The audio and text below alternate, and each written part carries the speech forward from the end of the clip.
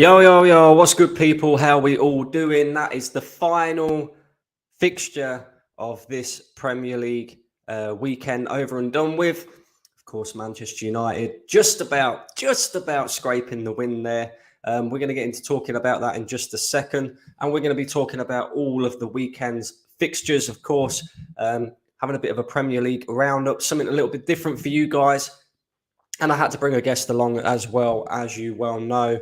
Deji is here. It's been a while since Deji and I have done a few videos. Man got stuck out in Turkey, then had to fly to Madrid and all that lot. So it's about time we did something. And I thought, rather than just doing a rival show where we're talking about Arsenal, we're talking about Spurs, of course, we're going to talk about this weekend's Premier League fixtures and what we've learned so far from these fixtures. Of course, the promoted sides already struggling. Every single promoted side held an L this weekend, of course. Manchester City, dominant again. Man United, very poor again tonight, but they got the win. Arsenal, were they lucky? That's a question for you guys in the comment section. Get yourselves in. And also Spurs, of course, lost Harry Kane. Harry Kane now at Bayern Munich, getting a draw away at Brentford. Lots to delve into, guys. Lots to delve into. But first of all, Deji, how are we doing, my bro? Bro, yeah, man. It's a pleasure, bro. It's a pleasure to be back. I'm good, feeling rejuvenated. But more importantly, bro, we go through this every year. But boy, oh boy, do I miss the Premier League, bro. I'm so glad that it's back.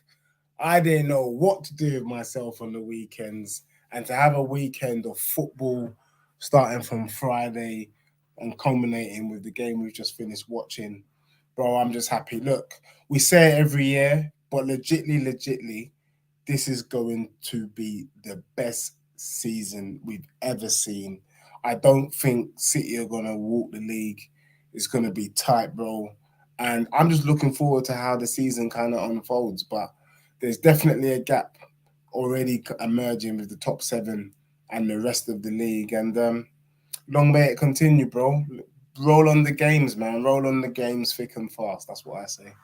Exactly that. Roll on the games. It's been a long old summer without football. My missus is actually pretty pissed off that football's back because I watch every single game, or I try to anyway, plus the YouTube as well. So she's hating it right now, but it is what it is. Of course, guys, make sure you're slapping the likes. Make sure you're hitting that subscribe button if you're new. And of course, the notification bell as well. And why not go ahead and follow Deji over on his channel as well. He has a channel now, Deji Spurs. So make sure you go over there and follow Deji as well if you're enjoying the content. Let's get straight into it. Manchester United have just played Wolves. Of course, that ended 1-0 to Manchester United. Very, very tight game. And in fact, let's not even go in that tight game business. Wolves were much the better team. Like, I couldn't believe what I was watching. I mean, most teams this so far this weekend haven't really shown what they are fully capable of. Arsenal is a great example of that. But Manchester United were seriously poor tonight, weren't they, Deji? Bruv, I'm not going to lie to you because prior to the game, for some strange reason, I could, because they don't have Jimenez no more, I thought Wolves was one of my tips to get relegated. But with the way they were popping it about, they just, is it me or they just seem to have pace all over the pitch, man? Mans are just taking the ball from the goal, really, and running through the pitch with no problem. The biggest issue for Wolves tonight is they just need a bloody striker, because really and truly, if they'd won 3-1, no one would begrudge him of that result, do you know what I mean? And Onana found himself making a couple of great saves. But I was pleasantly surprised with Wolves' performance. On that performance, if they can keep that up, they're going to be safe. They're going to be fine. Man U, yeah, bro, I'm disappointed because I watched Man U slap up Arsenal pre-season and I was getting excited. In fact, I started shaking my bum on the basis that I had predicted that Man U would finish above Arsenal this season. But on that performance, there's no way in hell that Man U is finishing above Arsenal because that was poor.com. Something just... Do you know what it is? The players just seem stiff. You know, you've watched the Chelsea game, you watched the Liverpool game, and I know we're going to get into detail, but Man U players they just look like steel rods. Do you know what I mean? There's no flexibility. There doesn't look like there's any agility. Basaka's stiff, Luke Shaw's stiff, Varane's stiff, your keeper's stiff, blood fire. Do you know what I mean? Like Rash looking stiff. They're not looking the ones. There was a mass amount of lack of cohesion for me in that midfield. I couldn't believe how Manchester United's midfield was getting ran through. Like, They're getting padded up, mate. I suppose that's what happens when, you know, you don't really have a system in place and you're trying to play Mason Mount and Bruno Fernandes as well, two more attack-minded midfielders with Casemiro there, who also, you know, sometimes likes to venture forward as well. Yeah. You know what it is for me, and we saw it with Arsenal as well. I just think it's not by force. Just because you bought a player doesn't mean you need to mess up the feng shui. Just if it's not broke, don't try to fix it. Just crack on. Do you get what I'm saying? Like, they're trying to accommodate Mason Mount at your detriment is stupid. Just like Arsenal trying to accommodate for whatever reason, Arteta just got this thing where he's got to prove why he bought Kai Havertz. So you played Partey right back. I mean, it's just stupid. You know, you guys were lucky that these man didn't equalize, because we could have been singing a different song. Yeah, you man had full control, but really and truly, that last 10 minutes, bro. We'll talk about. We're going to get into it anyway. We're going to get into Arsenal, but keeping it on Man United, I mean, that's got to be a penalty at the end, Ted, surely. Like, he cleaned man out. Like, anywhere else on the pitch, that is a foul. I don't know how Manchester United and how VAR have come up with this decision, and how Man United have gotten away out of Old Trafford tonight with a win and 3 points. That's just madness to me. Bro, you know me, and call me a conspiracy theorist, but I honestly think that they allow these shit to happen because of talking points. These are talking points that they know that the news is going to pick up on it, streamers are going to talk about it, and let's be real, bro. Look at it from a financial perspective. The more people are talking about incidents, the more money that's coming in, the more eyes on the league.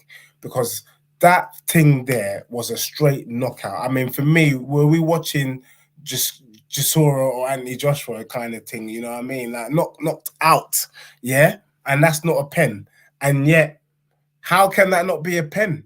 But you also know that Manchester United, over the years, and we saw the advert with Roy Keane and the Devil, I truly feel like they got the devil on their side, because they're always getting the rub of the green. I've never seen United have a right decision go against them. Never happens. And today is just living proof that Man United are just that team that always, if it was a 50-50, they always err in favor of United. And I'm just tired of it, man. Yeah, I know what you're saying. Like, that's a mad decision to me. It really is. Surely there's going to be a review on that. And it's horrific, because how long has VAR been in for now? And we still cannot get the decisions right. It's ridiculous, bro. So they don't really get it right. Maybe what you're saying is right, Detch. Maybe it is all about money. Maybe it's all about keeping it a little bit like conspiracy theorist type thing. Like you said, streamers will talk about it. People will talk about it. It brings in the money. VAR is there to pick up on any mistake. You have the option to go and look at a decision that you made. The only time that I've actually seen VAR being used properly, I think, is in the Women's World Cup. Sorry to go a bit left, but literally, I think there was a situation where in the England game against Nigeria, they were about to award a penalty or something.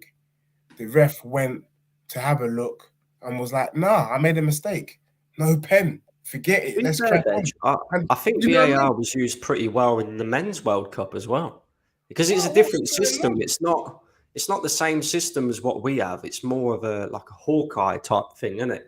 Yeah. So you're not actually relying on idiots in bloody VAR rooms that cannot You know, they're about 80-year-old men who probably can't see properly and all this, that, and the other. Do you know what I mean? Like, they're actually relying on technology rather than just idiots who don't have a clue. Like, you would have thought these referees would.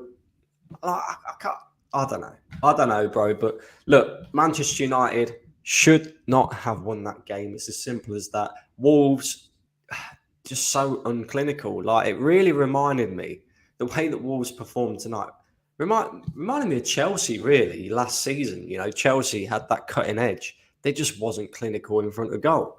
But you're right. I think, you know, a lot of people tip Wolves to be one of the teams to possibly go down this season. I think if they continue on playing like that, they will easily stay in The only thing I will say though about Wolves before we move on is that I am disappointed in Wolves because, you know, Wolves spent all this time and money getting their team to the Premier League, and that is a massive achievement. Now you've established yourself as a legitimate Premier League side.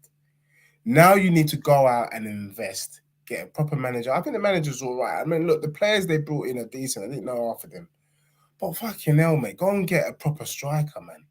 You can afford it now. You've been in the Premier League 4 or 5 seasons in a row. Go and get yourself one of the top goal scorers in the Championship or something. Whoever it is going to come. Do you know what I mean? And get somebody banging it in, especially when you sell your talisman in Jimenez. Do you know what I'm saying? The fact that they haven't gone and done that for me is disappointing. And I'm just wondering to myself, what do Wolves want from this season? Like, are they here to be to make up the numbers? Or do you actually want to crack on? Because there's enough potential. There's enough ballers in that team for Wolves to be going for top 10. You could see the way they were popping it about. That is a top 10 team if you make the right investment. But I'm not really understanding what the ambition of the club is, the fans and the chairman. Do they want to push on, or are they just happy to just be a number? Yeah, no, I understand. I see what you're saying, because most teams are like that in the league. You know, they're just happy to be here, kind of thing. It's a weird thing. It's a weird thing. But anyway, moving on, we're going to go all the way back to, of course, the first game of this season, which was Manchester City against Burnley, which was actually, you know, on paper, a very tricky tie for Manchester City, because Burnley won the championship last season, newly promoted team. You expect a tough game against them. And it was an absolute walk in the park for Manchester City again, weren't it, Dej? And Haaland's back up to his own tricks, scoring goals again. Just like, do you see anybody catching these guys this season? Bro, I mean, you know, somebody was trying to tell me earlier, I think, or yesterday, that Man City are weaker for not having Gundogan and for not having Mahrez. And I said to Tony, I think it was Tony Clode, I said, who let them go? Pep. When Pep's letting you go, it's because he's got another plan. He's got another idea. And you can see right now, we should all be very, very afraid. I know there was a lot of Arsenal fans shaking their bum violently because they won the Community Shield. And I kept saying, I knew Arsenal was going to win the Community Shield because Pep don't give a damn. You saw these men not come out of gear 2 against Burnley. And remember, Man City every season have shown us that they're notoriously slow starters. And if that's what they're giving us for slow starting, then it's long for the rest of the league. Just know it's long. Haaland is doing the same numbers this season as he did last. So fantasy Premier League people, if you haven't put Haaland in your team, you're a dummy. Stick him in right now and rack up them points real quick. Bro, Man City for the league, bro. Man City for the league. I can't see anybody stopping them. They are a different... People talk about them being a different kettle of fish. They truly are, bro. They and you got to understand that company knew what was coming. He knew because he worked under Pep. He knows the tactics inside out, and he had no answers for it either. That's mad. To know what this guy's gonna do, and you're still clueless, is levels.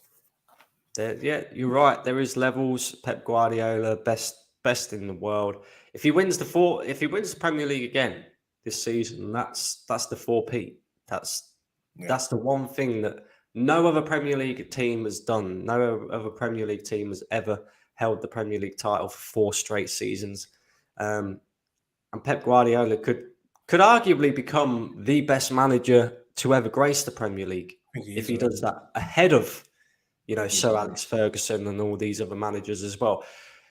I think he's almost there anyway. But Erling Haaland, Dej, how do we stop this guy? Because 4 minutes into that game and he's banging goals in the back of the net again. He's got his bloody headband off. Pep and him are having an argument at half time.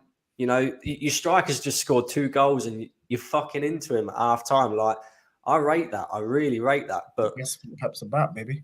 we see some mad stuff going on. And to be fair, right, I think Burnley will be one of the surprise packages this season because, okay, it didn't work against Manchester City, but they're not playing Manchester City every single week. And let's be honest, they had a baptism of fire to the Premier League against, last season's Premier League winners, treble winners, you name it, right? At Manchester City Stadium as well. You couldn't have asked for a worse fixture if you're Vincent Kompany.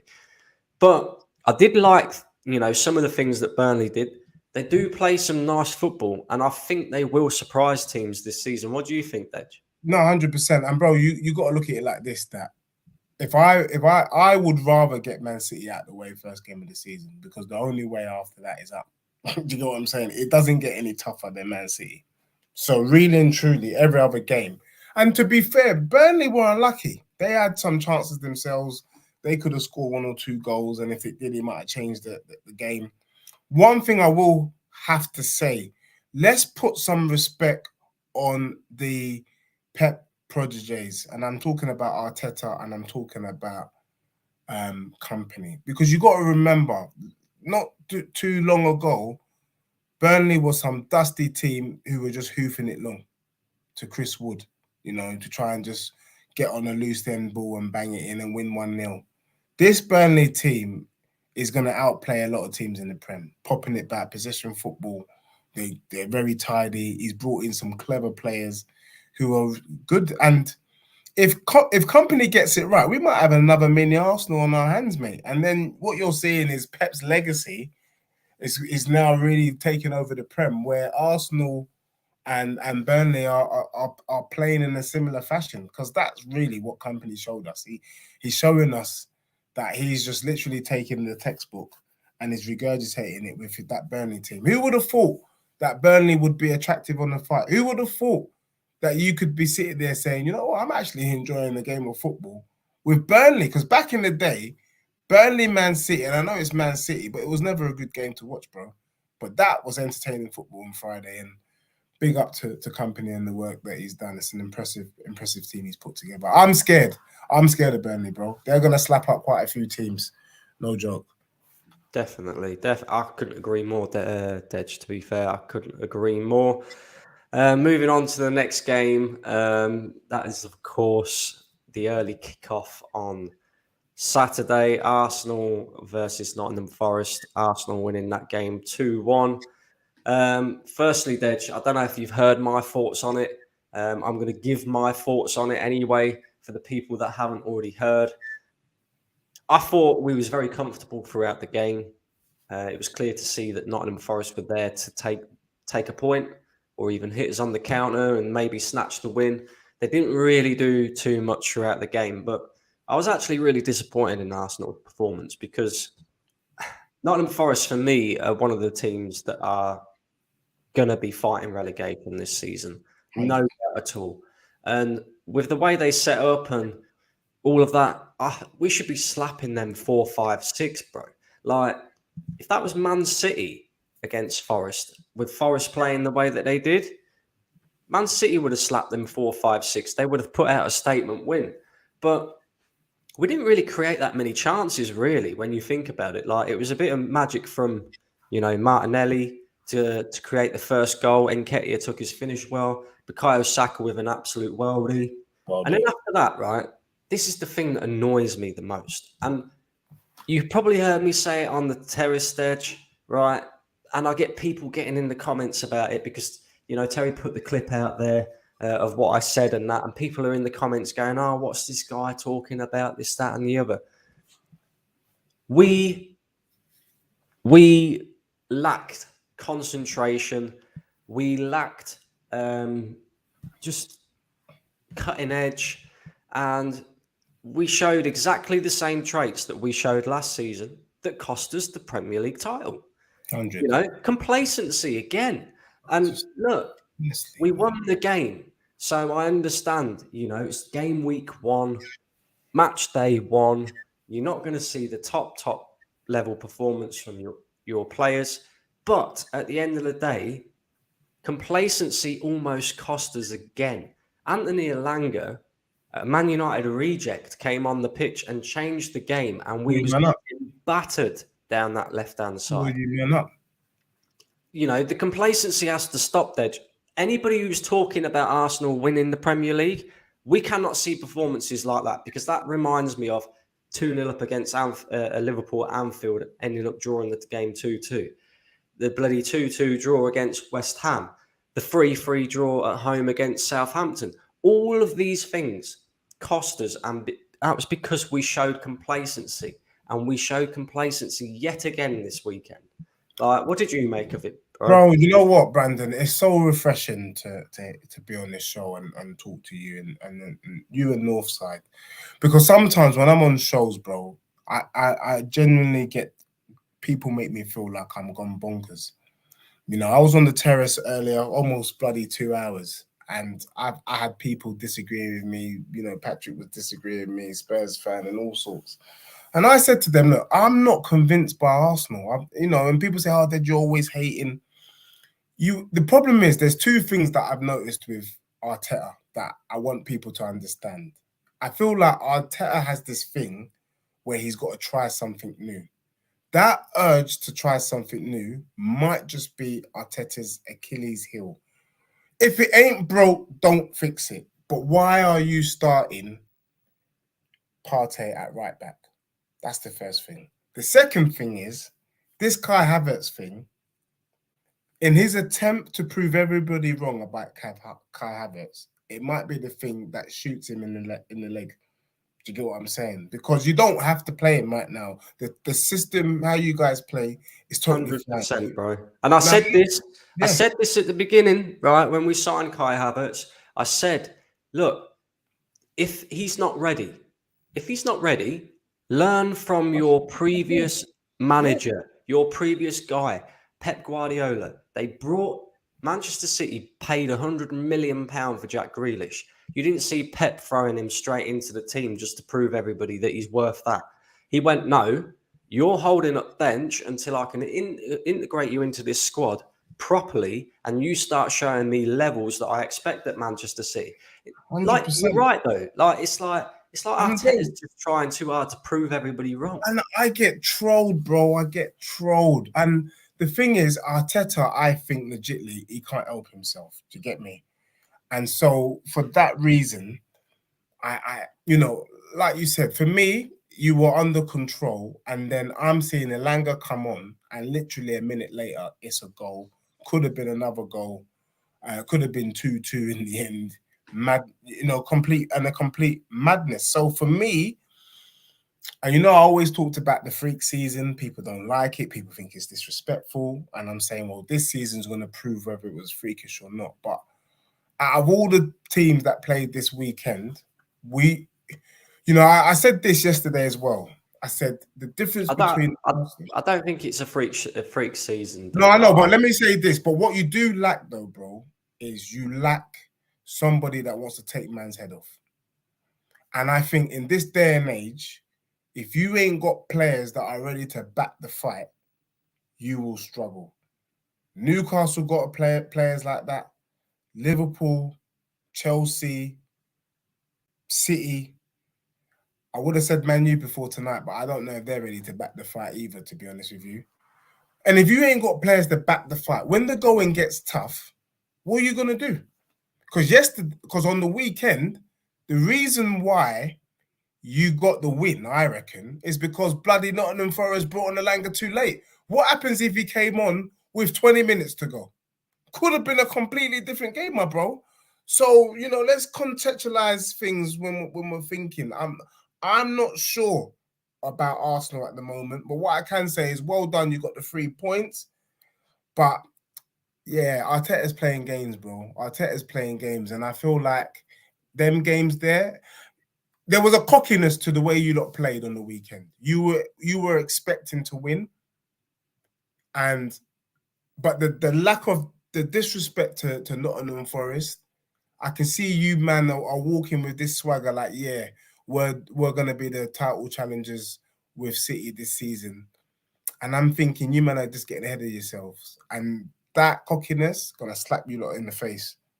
Exactly, bro. That's complacency, and I don't like to see it. It's not good. But we can hopefully have a better performance against Crystal Palace on Monday night. So we'll wait and see. Let's get into your game. Brentford 2, Tottenham 2. Of course, I haven't actually spoken to Dej since Harry Kane's departure. I'm sure he shed a few tears, no doubt. But let's talk about Harry Kane. Let's have a quick conversation about Harry Kane because, of course, he's gone now. He's in Munich.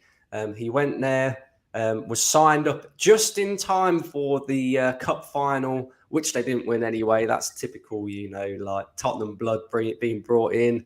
It's contagious. It seems. Nah, this with my brother like what that. are we saying? No, you know what? I think when you look at it, Kane had to go, bro. I mean, he is a world-class striker, arguably the best striker in world football, him and Mbappe. And he wouldn't be playing Champions League, which is unheard of. But the biggest players in the world are playing in the biggest competitions. Tottenham could not offer that. I have to say that Kane actually he sacrificed himself. Like he was a sacrificial lamb for Tottenham Hotspur, and I'll explain why.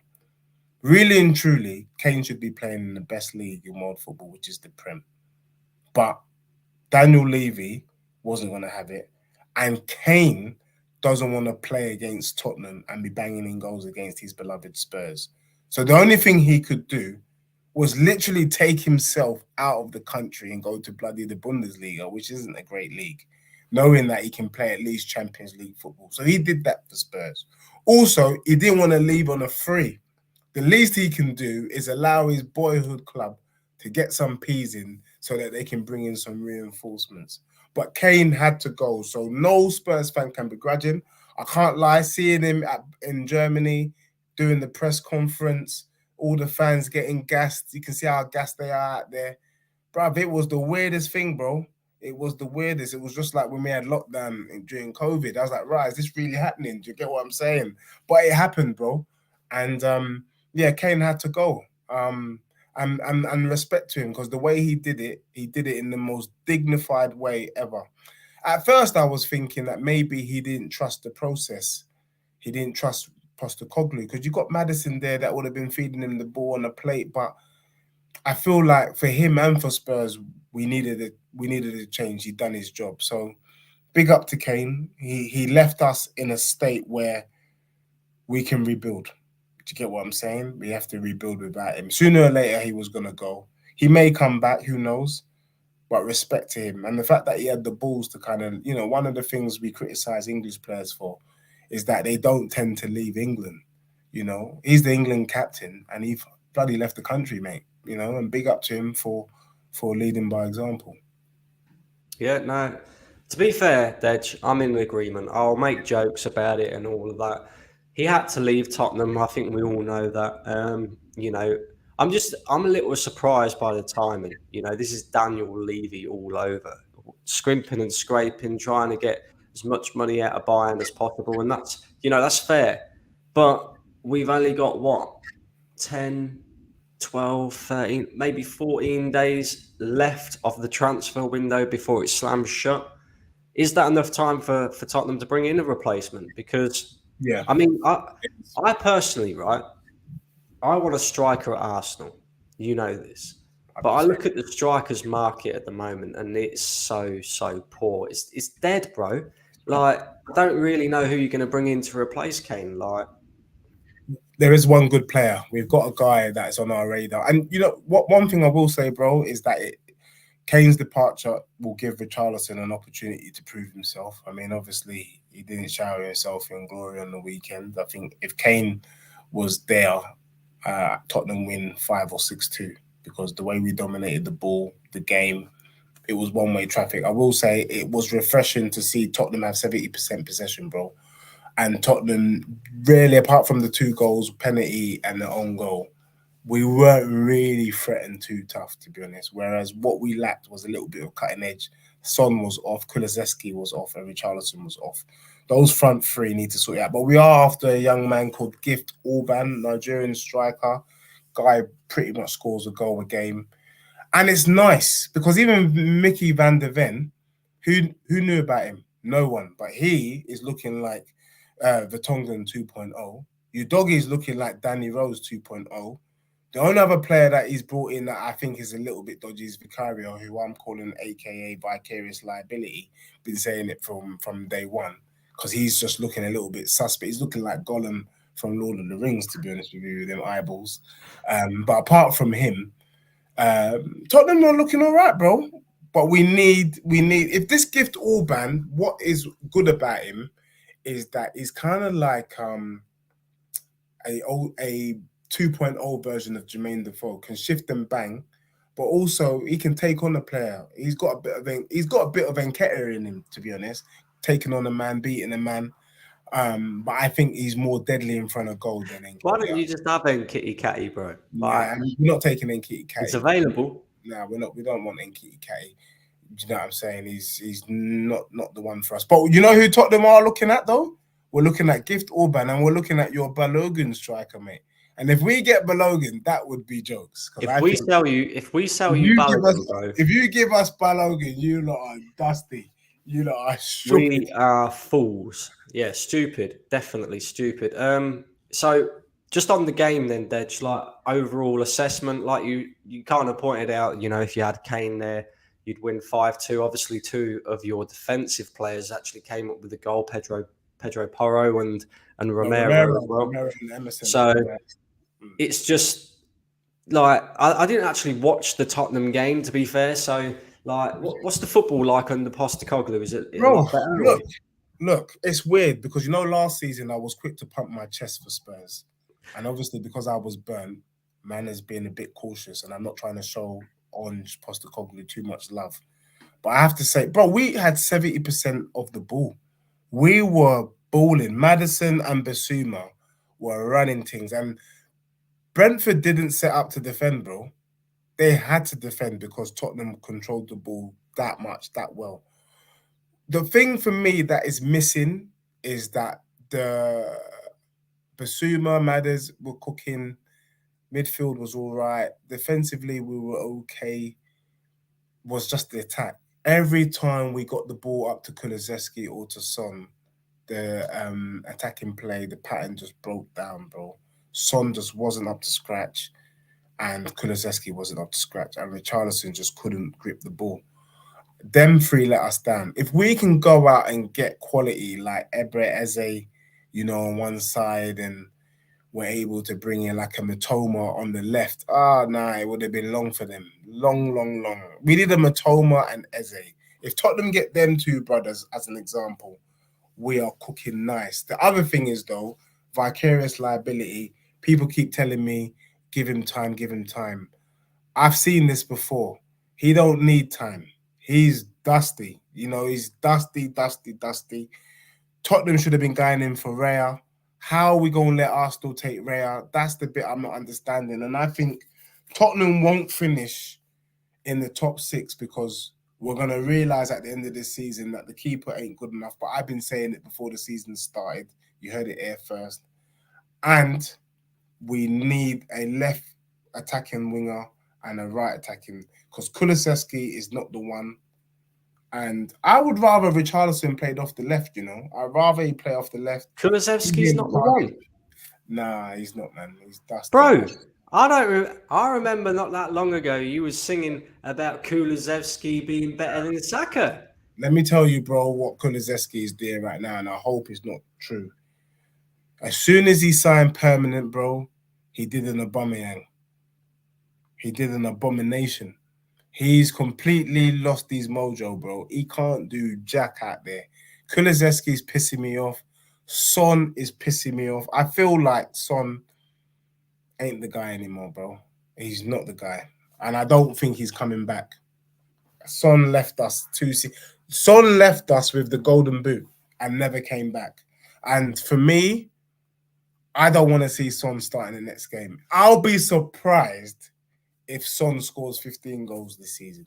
And that is poor.com because Son, without Kane, especially because Kane ain't about, bro. Do you know what I mean? So, yeah, I think we need attacking wing back. But on Postecoglou, bro, has got Tottenham playing some good football. Because I didn't think them players could hold the ball at all. And 18 shots on goal. We averaged 30 shots during pre-season. Bro, we're looking good, but we need 3 or 4 players. That's all I can say. Whether it's enough to get Tottenham top 6, not with what I'm seeing. And the only reason why Tottenham ain't getting top 6 is not because they're not playing good football. I just feel like the other teams look more settled and more solid. That's the only reason. Maybe give us another season or 2 under Postecoglou. 2 seasons from now, with the right additions, Tottenham could be challenging top 4. But this season, we're definitely not challenging top 6. Definitely not. And it don't matter because it's his first season and anything's better than what we had on the Conte. And on day 1, I can tell you, Coglu's doing a good job. Okay. We'll obviously check back to this stream later on in the season. Maybe we'll be maybe you'll be celebrating, being wrong and Tottenham being higher up in the league, or maybe we'll be looking at some other scenario. Let's get into the next game. Let's get into Everton versus Fulham. That, of course, ended 1-0 to Fulham. I did actually watch the highlights of this game, and Everton are so wasteful in front of goal. Basically, resuming exactly how they was last season. Another team that a lot of people are tipping to, be possibly going down this season, Everton. Fulham, they did have Mitrovic playing in this game. He's kind of put his feelings about a Saudi move to one side, it seems. But he wasn't the one who scored the goal. But yeah, Fulham 1, Everton 0. What are we saying, Dej? Yeah, bro. Look, my thoughts about Marco Silva. I think he's a top manager and he's got Fulham playing top football. I almost feel like the Everton job is kind of like what the England job was like back in the day. I don't think it matters who comes in. It's a poison chalice. I think the best manager they had was Ancelotti because at least for about 10 games, we thought he had turned the corner with that team before normal service resumed. I'm worried for Everton, bro. I don't think even Sean Dyche can keep them up this season. Everton, Luton, and I would say Nottingham Forest are my 3 to go down, bro. So I know some people were telling me Sheffield United. I don't think Sheffield United, bro. I think Nottingham Forest is dusty, Everton is dusty, and Luton is obviously dusty. And and I wasn't surprised, bro, that Fulham popped them. Do you get what I'm saying? Marco Silva going back to Everton, his old stomping ground, and showing them what those punks are missing. Do you get me? Because them Everton made him look bad when he was manager, but really and truly, he's top draw. And watch out for Fulham, bro. Fulham, they're coming. That thing last season was no fluke. They buy well. They got them guys playing football. Fulham, in my eyes, is better than Brentford, bro. They are better than Brentford. Mark my words. So I wasn't surprised by the result. And good up. Well done to Marco Silva because going away to Everton first day of the season and we're coming away with a 1-0. Nah, don't sleep on that. That is brilliant. That's a fantastic result, bro. Yeah, no. Definitely, Everton big trouble for me. I think you're right, Dej. I don't see how they potentially stay up this season. The only way I think they stay up is if there's three teams that are worse than them this season.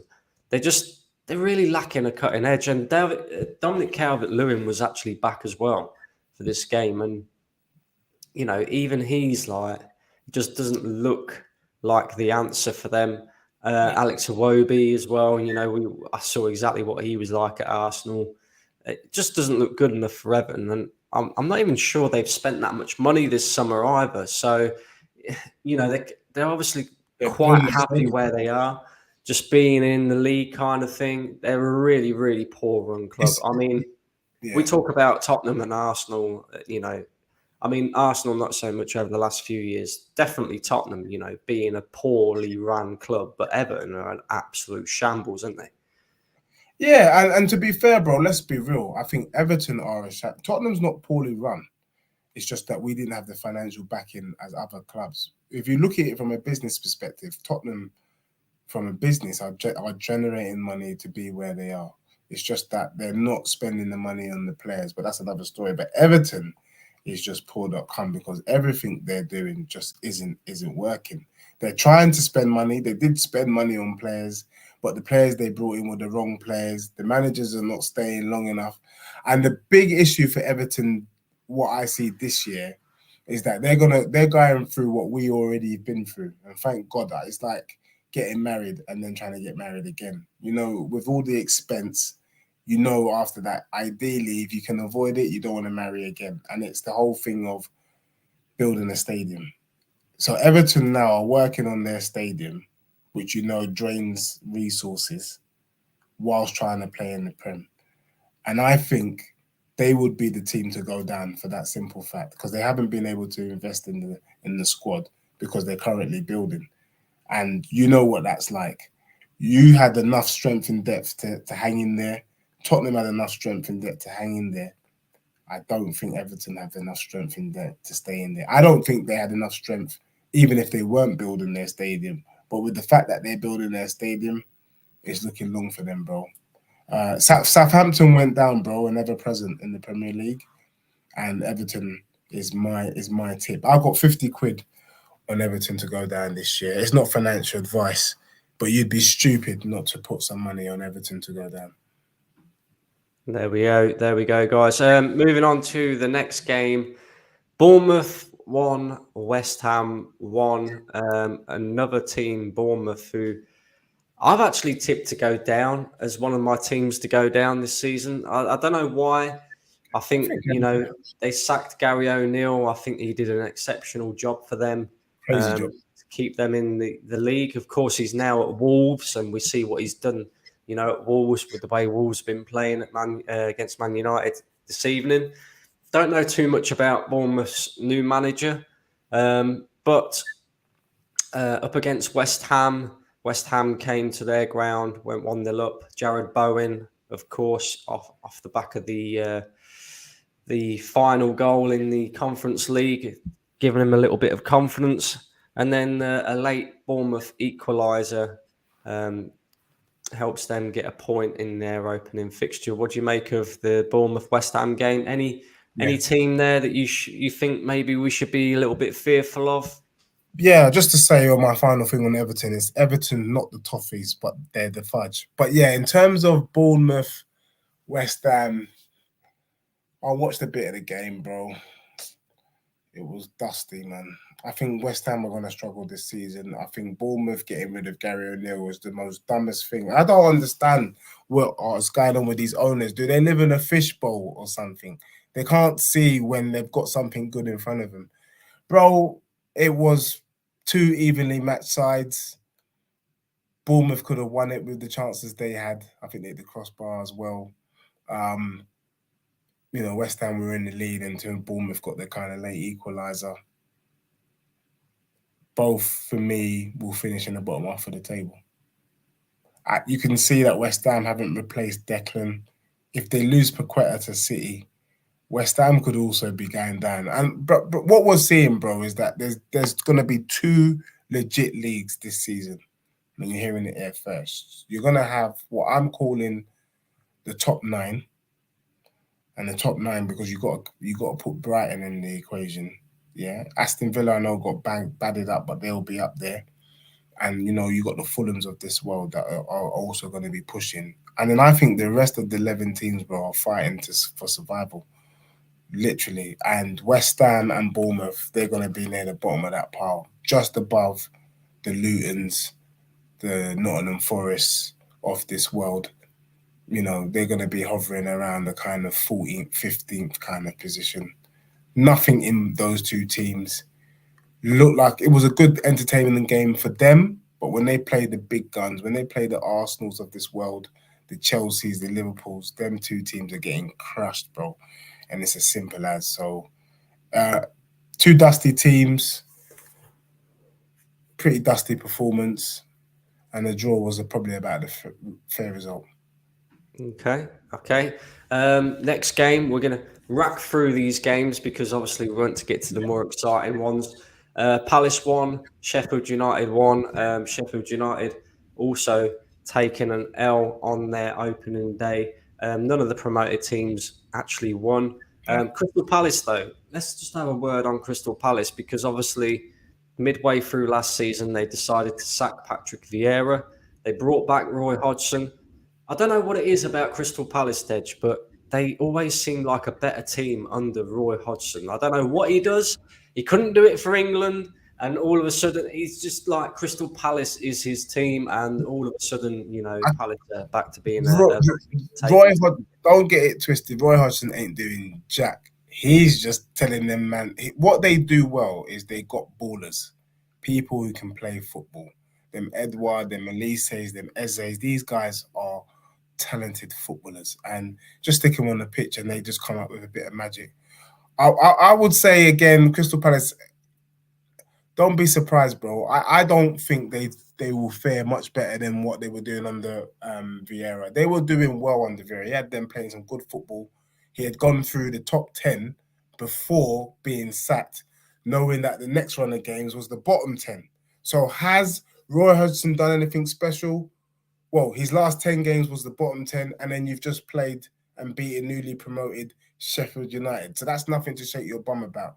We will know if Roy Hodgson's improved when we see Crystal Palace against the top 10. What I will say, though, is one thing I will say about the game that was interesting was the fact that Roy Hodgson at 70 plus is still ready to have a scrap. And big up to him because my man wanted to get into a fisticuff with one of the Sheffield United players. And I'm like, rah, when I'm 70, hopefully I live that long, I also want to be pumping my chest, ready to slap up some 20-year-old you as well. Apart from that, it was a dusty game and he got the 3 points. So what can you say? Roy Hodgson looks like he's doing something special, but he's absolutely doing nothing. Everything that you're seeing there is what Vieira built, and all he's doing is riding on the wave. And if he was honest, he would say the same. Well, we're going to see because obviously Arsenal go to Crystal Palace on Monday night. So we're going to see. I hope you are right, though, Dej, because if that is the case, we should slap them up. No problems at all. 3 more games remaining. Which one do we go with first? Because they're all pretty entertaining games, to be fair. I'm going to go with Brighton. Brighton 4, Luton 1, and I don't know what it is about Brighton, Dej, but they just seem to get better and better and better. And I know they're playing Luton, newly promoted team, not ready to really be in the Premier League for me. Like they're trying to revamp their stadium, ready for Premier League football. They had to move one of the games because they couldn't fulfill it. So they're not really a ready-made Premier League team, and you expect Brighton to win the game, but they play some really good football, don't they, under De Zerbi? Like, it just seems to be a thing with Brighton. Like, there was the same under Graham Potter. They're the same under De Zerbi. It's more of like a club culture than what it is. It's in their DNA now. In their DNA, exactly. Yeah. The only thing I would say, though, about the game, I watched the bits of that game, and Luton were unlucky, to be fair. you know, like when they lost Basuma, when they lost certain man, you didn't really see a dip.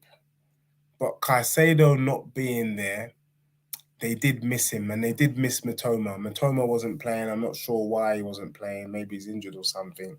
But for me, the scoreline kind of papers over the cracks that they missed a cutting edge. Do you get what I'm saying? For me, even though 4-1 would say there was, you got to understand that the second goal was a mistake by the defender, who tries to clear it but does this weird thing, and then he literally hands it to the Brighton player and he bags it in, and it's 2-0, and then it's pretty much game set and done. Prior to that, though, Luton were giving as good as they were taking. Do you get what I'm saying? I'm not sure about Brighton. I'm not sure if they're the set. They're not this. Last season they were scary. I feel like they've just sold just one too many players, or maybe it's because they're missing Matoma, but they lack a bit of cutting edge. So I'm not getting too gassed by them, to be honest. I think Brighton might just not deliver the goods, and I think they're in Europe this year, so they're going to struggle. They don't have the strength and depth. And Ciso didn't even start, which I found absolutely strange. You know, very, very weird. Ferguson didn't start. He started off with Welbeck, who had a cracking shot in that first half. But there's something not quite right about Brighton. I think the 4-1 just hides it. And I think when they play the big boys, I think the big boys will slap them up, to be honest, and we'll start to see the cracks. Interesting. Well, the only thing that I would say is if Danny Welbeck started instead of Ferguson and Ciso was on the bench, you know, maybe they're breaking into it a little bit slower, you know, first game of the season, that resting a few of these bigger name players because they can afford to. It is, you know, it's Luton at the end of the day. So maybe it's a case of that. I don't know. It's hard to read into, but one thing that I do know is Brighton play very, very good football. And a bit like Burnley, you know, Burnley will hurt teams this season. Brighton definitely will hurt teams this season. What I will say is Brighton are absolutely, like, I like the goalkeeper still. I don't know where they got him from. I don't know. I think he was always at the club. I don't know, or wherever they bought him from, but Tottenham went and got vicarious liability. You could have just bloody got still. He can play the ball with his feet, and he's more of he can make some saves. Yeah, I don't know. Something isn't quite right, and maybe it's the Matoma thing. And maybe once Matoma is back, I start to feel a bit more comfortable. But something felt a little bit lopsided against Luton, and Luton ain't a great team. To be fair, they're out of their depth. But it'll be interesting to see them play like an Aston Villa. If Brighton can do an Aston Villa or can give Newcastle a game, then you know they're still legit. But something just tells me they're gonna struggle a bit. Well, I'm glad that you mentioned Newcastle because that is the next game we're going to be talking about. Newcastle 5, Aston Villa 1. And what a shocker of a result this one was because, you know, for as good as Newcastle are, I thought Aston Villa were going to be a very, very good side and a very competitive side this season. I did not expect them to get slapped on the opening day of the season by Newcastle. And in fact, Edge, right, my original prediction for Newcastle was because they're going to be playing Champions League football this season. I'm not sure that they've got the squad to be able to maintain in two competitions. So I was expecting a bit of a drop-off from Newcastle, but they are so dangerous, bro. Like, Isaac is starting to come into his own. Tonali got an opening, debut goal as well. Almiron he looks as dangerous as what he did last season. Newcastle are looking like a formidable side, bro, aren't they? Bro, formidable is an understatement, bro. Newcastle are legit, and let me tell you why. First and foremost, they picked up from where they finished off last season. Bro, in that first 11, there's no weakness. There isn't a weak link in their first 11. Gimenez, Linton, Tonali midfield, fantastic. What can you say about Isak? Fantastic. They've got Gordon running rings behind people, but if Gordon ain't on, you've got Harvey Barnes who can do a great job on the left. You got bloody on the right hand side. You got Almiron doing his thing. Trippier, you know the back four, and you got Pope in goal. It's a bloody solid team. And I'm gonna put some respect on Eddie Howe. Before, when Eddie Howe was at Brighton, I'm in Bournemouth, I didn't really rate him too tough, even though he got them into the Prem and they were playing some good football. What he's done, bro, is he's done something that I've only seen Klopp do, bro. He's got these men fired up. They came with anger, bro. They came to take off heads. And they've been doing that since last season. And the fact that he's been able to maintain that, hold that energy to the start of the season and bring it, Newcastle's my dark horse for the season, bro. Newcastle could do an Arsenal. Where you're not expecting it, they could be challenging for the title this season. They're that good. And I think this weekend, I can see them stopping Man City, bro. I can see them drawing with Man City or even getting a point, because the physicality that they bring to the league, they're all over 6 foot, physically strong, aggressive players. It's very, very long for a lot of teams. I was very impressed by Newcastle. Newcastle, for me, are one of the teams that are going to be guaranteed top four. Forget Champions League. I don't think they're too bothered about the Champions League. But that team, if they can keep those players fit, they're guaranteed top four. I can't see many teams stopping Newcastle if they can keep them players fit. He's got a system that works. And I have to say, I've been wondering, who is the adequate replacement for Kane? I searched around the world and said the only player that I could think of is Isak. If Tottenham could somehow get Isak, he would be the ideal replacement. Talisman, ball control, finishing, running off the ball, on the ball. He is the perfect replacement for Kane. Not quite Kane, but you know what? It will do, because no one can replace Kane. He is the legit guy. Every other person we're talking about is nothing. Nothing. The closest is Isak when you really break it down. But we can never get him now because we can't afford him, and Newcastle's the richest team in world football. But boy, oh boy, oh boy, they're my dark horse. They're my dark horse for the league. I see them. They could easily finish second, bro. If you want to know who my pick is to finish second, it's Newcastle. Okay, it's understandable as well. You know, you look at their defensive record last season; they was joint top with Manchester City, so they are a top team. Like you say, very limited weaknesses in this Newcastle team. A lot of teams will struggle against Newcastle, home or away this season. I 100% agree with you. On Aston Villa, though, Dej, they've spent a lot of money in this summer transfer window. They brought in the likes of Moussa Diaby. They've brought in Pau Torres, who, you know, was a very highly rated defender at Villarreal. And defensively, like we see this with Unai Emery when he was Arsenal manager. Going forward, very, very good.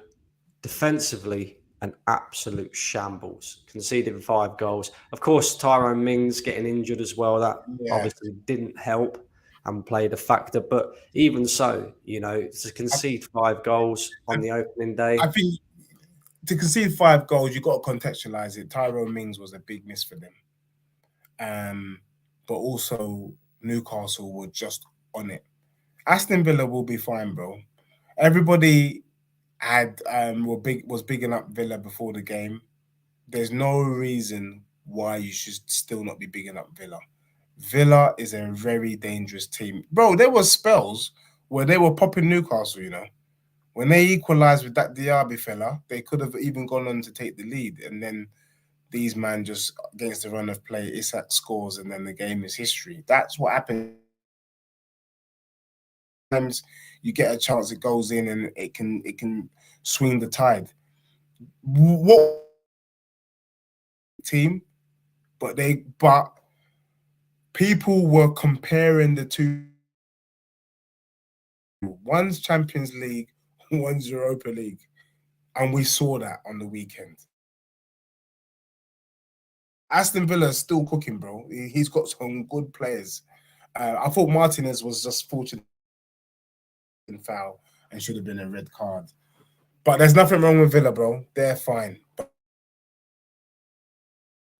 They are that good, bro. They are that good. So don't judge slapped up by Newcastle, because a lot of teams got slapped. Remember, Spurs got hammered 5-0 as well by them, yeah? It was 6, weren't it? This wasn't no fluke, bro. They're going to be hitting a few teams for 5. And you said something that was quite...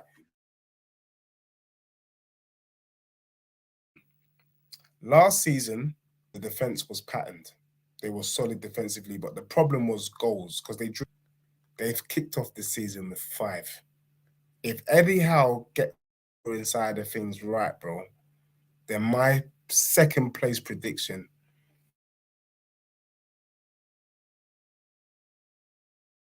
And I got Arsenal fans trying to be clever, telling me that Man City was able to win. Keep telling them, shut their mouth. You need the Isak, you need the Callum Wilson, Ivan Toney.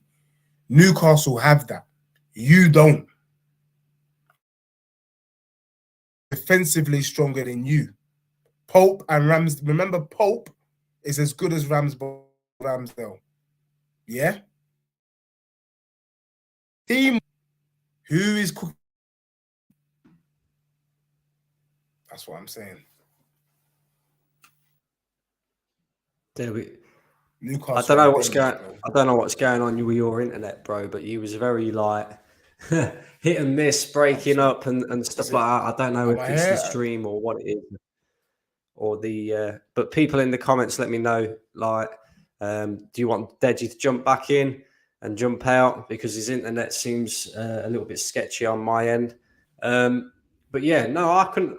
Like, I agree with you, bro. Like, you know, Newcastle are going to definitely be up there this season. I didn't really think of them as a dark horse, because, you know, they were there anyway. But yeah, you know, I couldn't agree more. Definitely Newcastle will be up there.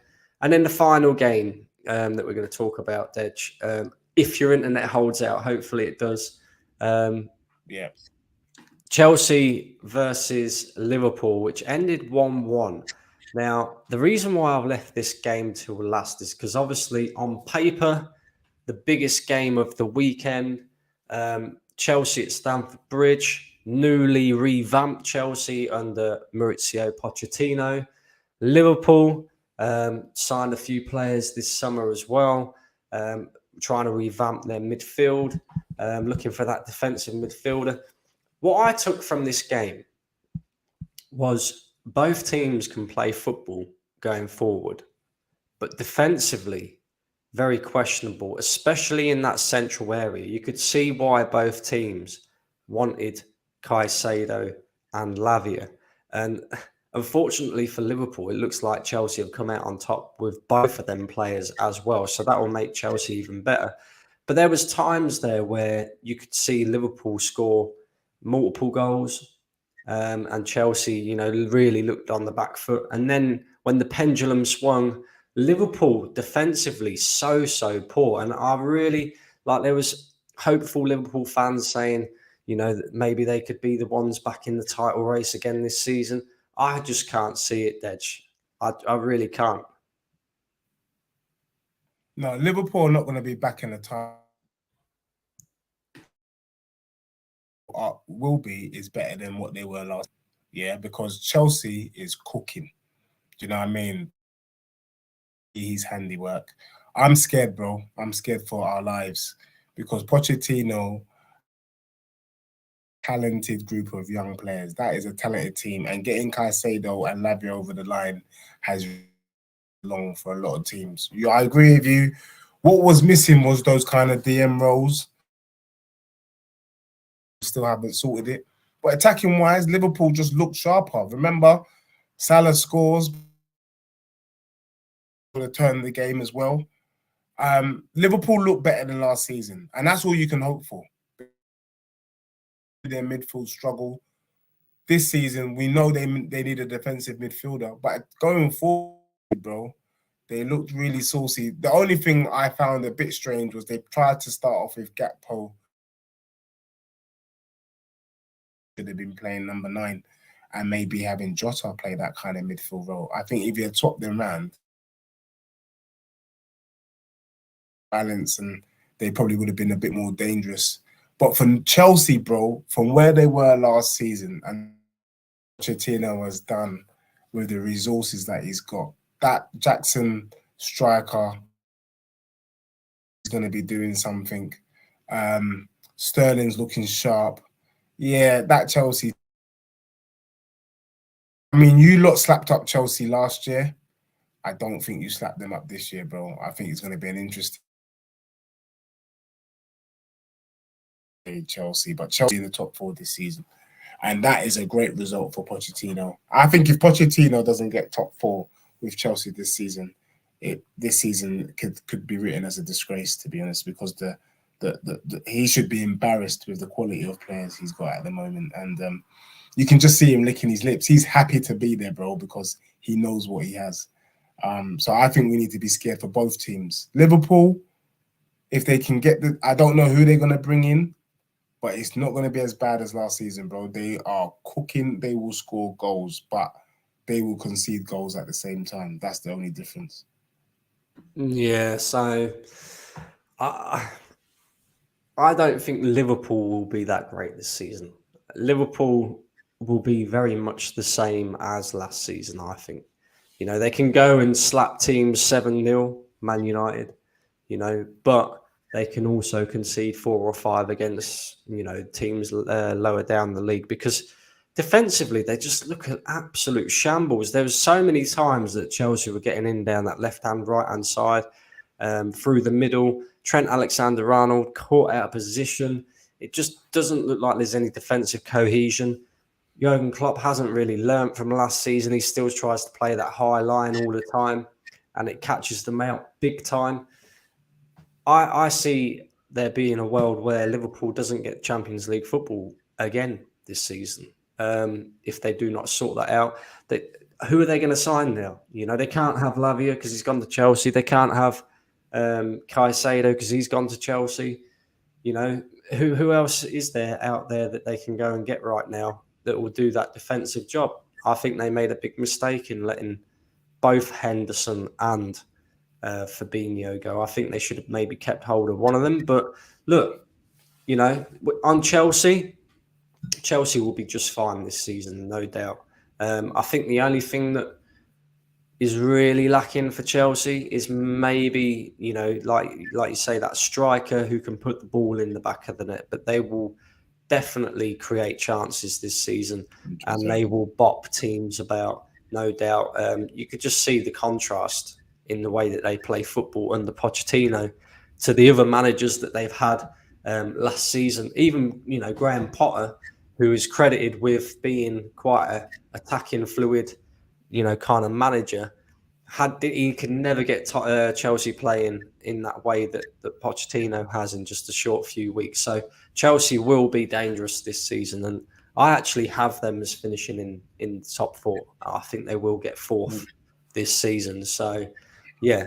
Of course, you know, we've come to the end of the show and we've come to the end of the fixtures. Who has Spurs got this weekend coming, Dej? Yeah, bro. We got Man United this weekend. Prior to today's game, I wasn't holding my breath. I'm still not holding my breath because I didn't see enough. If Kulusevski and Son were cooking like they were cooking the season before last, I would have been quietly optimistic. But because Son is off, Kulusevski's been off, and Richarlison is off, I really can't see Spurs doing much against Manchester United. But if Tottenham somehow surprise us and get the 3 points, then Postecoglou has had a tremendous start to the season. And people are not trying to show him love, but he's done a great job. But yeah, I don't see Tottenham getting a result. I see Spurs losing to Man U this weekend. Where's it at? Is it at your stadium or theirs? Yeah. Or Our stadium. yours? Yeah. Nah, I think you get a draw at least out of that. Genuinely do. After watching Man United tonight, I cannot see. You know, you got James Maddison. I think obviously you're lacking a bit of fluidity, you know, in your attacking third, but I think Son will come alive.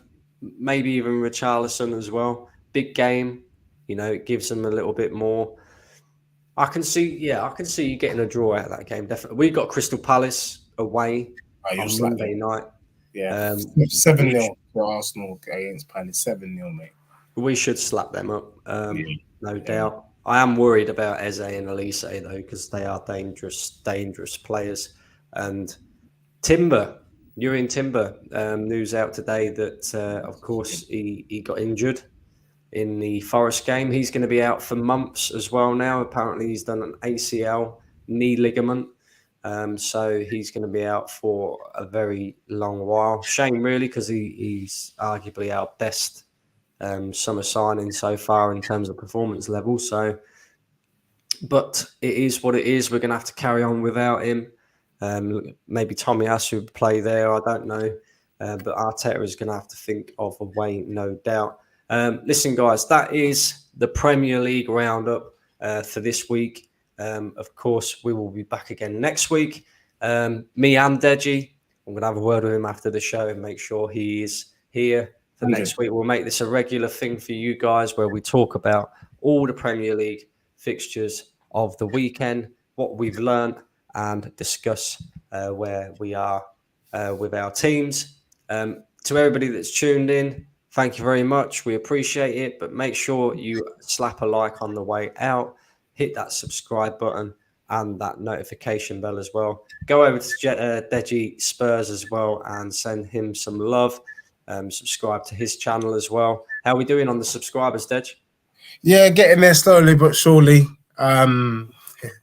Averaging maybe 1 or 2 a week extra, but we're getting there, and hopefully I'll be bringing out some more content and stuff in the few weeks. So let's just keep it pushing. But yeah, any likes and subscribes would be awesome. There we go. Make sure you go over and do that. Listen, guys, we're gonna jump straight out of here. That's it.